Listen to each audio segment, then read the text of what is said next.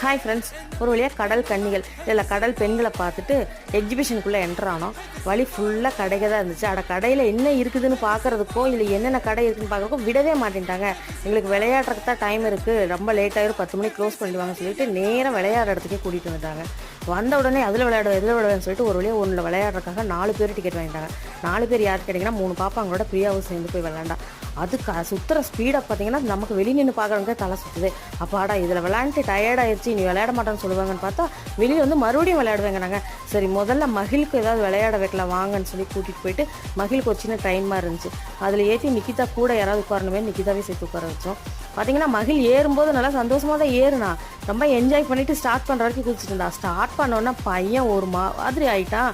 என்னன்னு பார்த்தீங்கன்னா அந்த ட்ரெயின் ரொம்ப தட ஆடிட்டே ஓடுறதுனால நிக்கிதாவே ஒரு மாதிரி ஆயிட்டா. பிரியாவும் பெரிய பாப்பாவும் வேற ஜெயின் வீல்ல விளையாடுறேன்னு ஏறிட்டாங்க. பார்க்கறக்கு எனக்கு பயமா இருந்துச்சு.